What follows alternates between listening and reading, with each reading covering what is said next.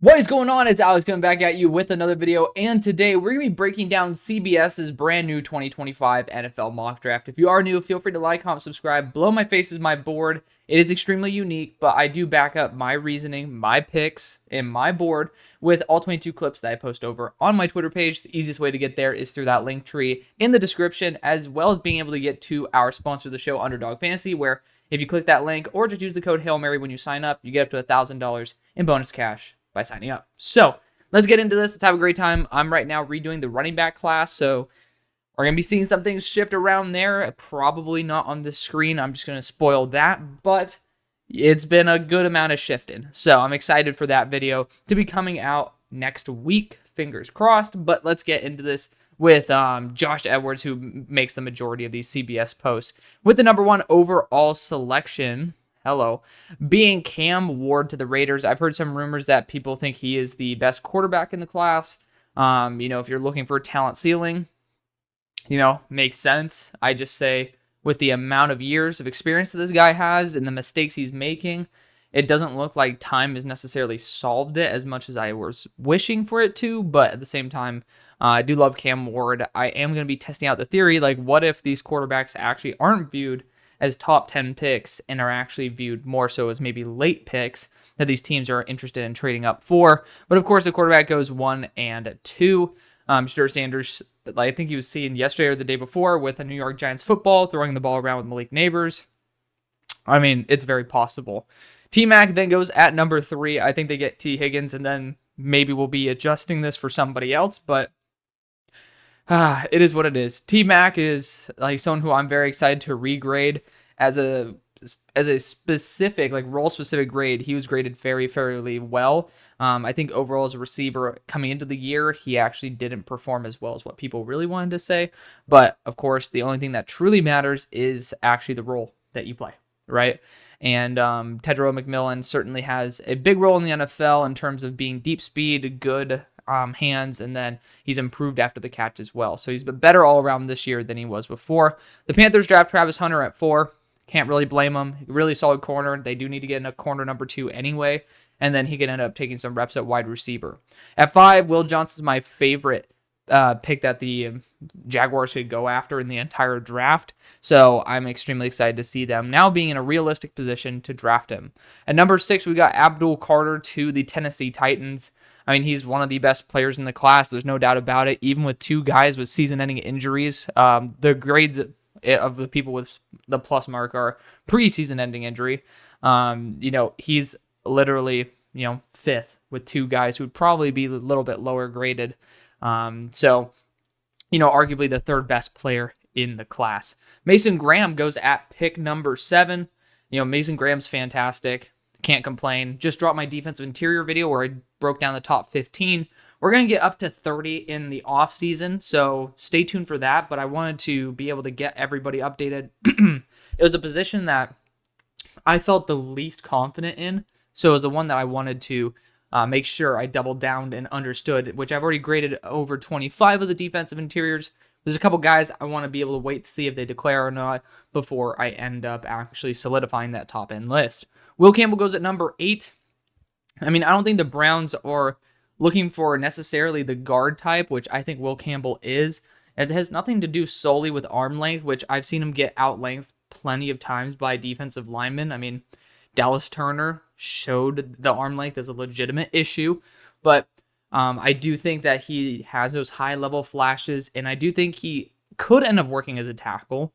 But he's just so much better as a guard, significantly better. The issues of spatial awareness and arm length are kind of taken away when you kick him inside. I don't think that is something that the Browns should be spending their number 8 pick on. At number 9, we got Kenneth Grant to the Bears. KG, again, you guys can go check out and see my full opinion on that defensive interior video. Not worth the number 9 pick.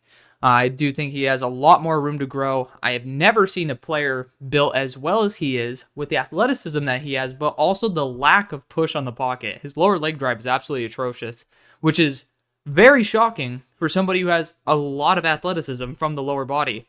I just don't get it. I personally don't, because, I mean, you're seeing it more with Mason Graham than you do with Kenneth Grant, and Kenneth Grant should be the one who is far more of a pocket pusher. Mikael Williams goes at pick 10. I think realistically, based on what we've seen before, where these guys who are hyper athletes end up getting graded and taken, I do think this is relatively realistic. I would say Mikael needs to grow a bit more, and I would hope that he'd return to school to where he'd actually be worth this pick. Ben Morrison goes at pick 11. I think it's a great pick. I never take Ben Morrison because I still think he's going to be returning to school. But the Cincinnati Bengals could always use some extra defensive help, and Ben Morrison's a fantastic player. Of course, we got the BS Ashton Jeanty pick at number 12 to the Cowboys. He'll be going higher than this. Just look at the history of what NFL running backs have been taken. Like, it's just being, like, not allowing him to go until pick 12, or, like, to the Cowboys pick and all these mocks is very disingenuous to, like, actual analysis. It does kind of feel like a lazy pick. But it's also because if Ashton Jeanty isn't there, who else are you picking? So it's also a big crutch for a lot of people who are doing these mock drafts to not really have to worry about the pick to the Cowboys, in my opinion. At 13, we got Jalen Walker to the Dolphins. I mean, it's possible. He's certainly, he's unbelievably talented. He graded out as a top 10 player as both a linebacker as well as an edge rusher. So who am I to judge? But, he's done a fantastic job this year. I don't think that they would value the frame of Jalen Walker necessarily, but it'd be intriguing to see. Then you got Malachi Starks to the Colts. Solid pick. He's not going to play in the slot, so that's where he shows a lot of his inefficiencies, is as a slot corner. So I'm happy with that. Then you got James Pierce here at 15 to the Falcons. You guys know what I think of James Pierce. He's my number 2 player in the class. Just a fantastic edge rusher, and the Falcons can continue to utilize him in a multitude of ways. Shamar Turner goes at pick 16. I'm surprised to see him start really elevating. He was a top 40 player for me coming into the year as an edge rusher because he was a hybrid edge defensive interior, and I didn't grade him yet for the defensive interior. So with the amount of people starting to put him back into the first round, it's very intriguing to see. I am very curious to see if maybe the guy who I loved at the start of the year still is the exact player that I thought he should be. At 17, you get the Niners going Kelvin Banks.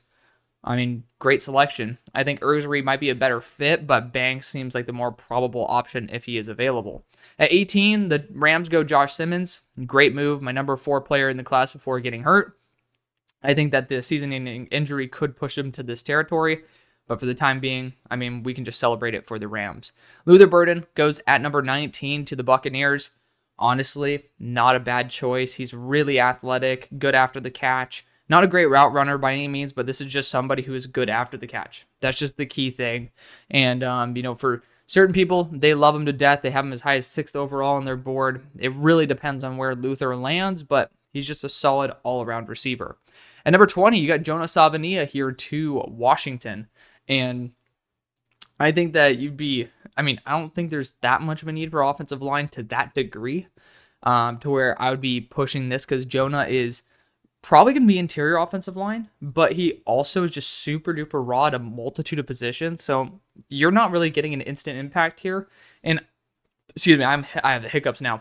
I think that Jonah could be a massive upgrade for a team that needs a short-term interior offensive lineman with a good potential patchwork at tackle, which to me is the Seahawks. The Seahawks are the dream fit. I didn't get top 20 pick vibes from Savania, but it is what it is.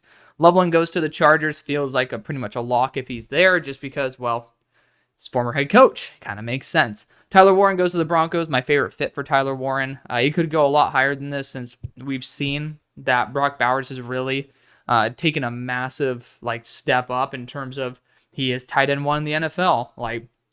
There is the NFL is a copycat league, and you got 2 tight ends that could be competing in that range, not to Brock Bowers' tier, but at least there is now, with Travis Kelce declining, with George Kittle getting older, there is room in the top group of tight ends, Mark Andrews being relatively inconsistent, for these guys to legitimately be top 5 tight ends in the NFL. And if you can get that in the first round, you might see him go higher than 21 and 22.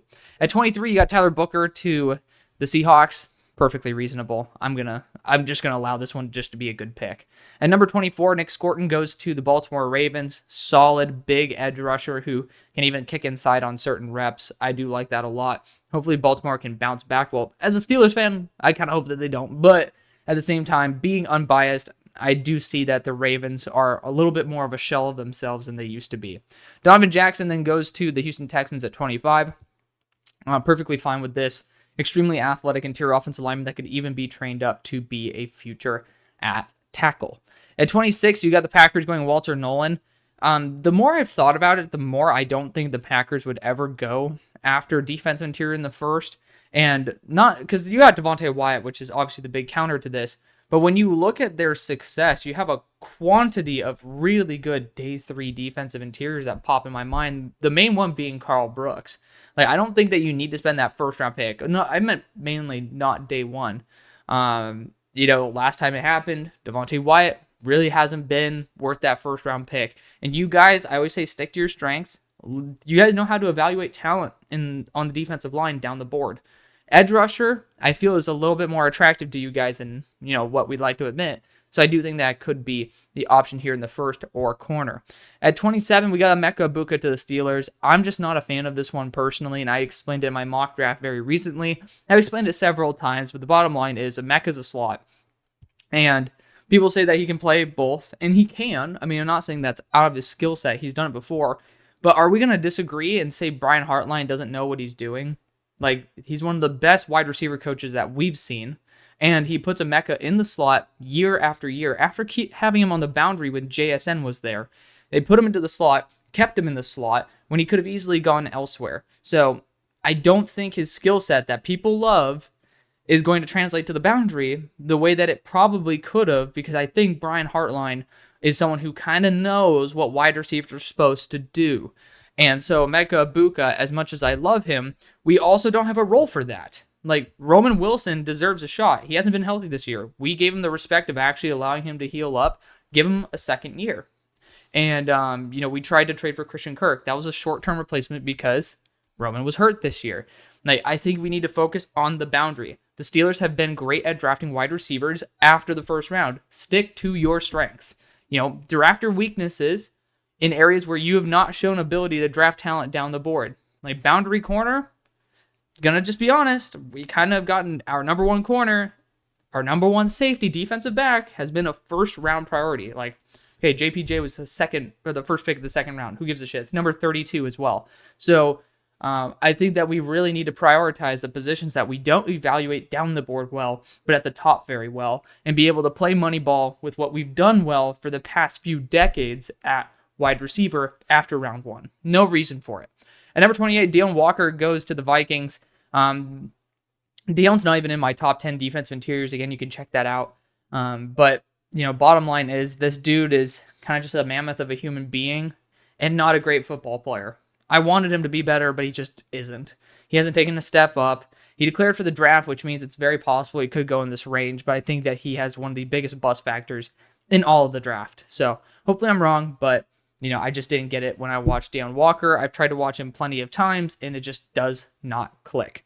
Tyleik Williams goes at 29 to the Bills. It's a pick that I've moved up for. Tyleik's a fantastic and very underrated defensive interior. Maybe not underrated because, 25th is normal, but under-respected. He is ridiculously talented and gets none of the hype that Walter Nolan does or Derek Harmon. This dude is as good, if not better, than those guys. Then you got LT Overton to the Eagles. He's super flexible in terms of what he can do. I think he's going to go back to school. I think that's going to be a big trend of the Bama boys, that all of them are going to be going back to school. But regardless of that, if he does come out, he has coverage ability as well, which is going to be super unique. I'd love to see how Vic Fangio uses him. Probably improbable because 280 pounds, you're not necessarily going to use him in like an AVG role, and he's going to be much more of a Josh Sweat role, but the Eagles are in a weird spot. At number 31, you got Josh Connerly to the Chiefs. I just don't like going after another project tackle for him. Just going to be real. But it is very likely now that Garrett Bowles is off the table, you can't really throw a shit ton of money out there at a legitimate, proven star tackle. I do have to study the free agency class a little bit more, but I do think that Josh Connerly, he has his questions as well. And so, if you're the Chiefs, you want to roll the dice again? It's a big question to ask. And if you want to roll the dice, do you want to roll it on someone that you do have questions on or questions about? Then at 32, we got JT Tuimoloau to the Lions. He is a top 15 player for me. I love him to death. Great player overall. Someone who I was very, very noticeably against. Like, I was verbally against JT Tuimoloau until this year, and I thought he's done a fantastic job. So that's going to be the video. Thank you so much for watching. I love you. See you on the far side. Peace.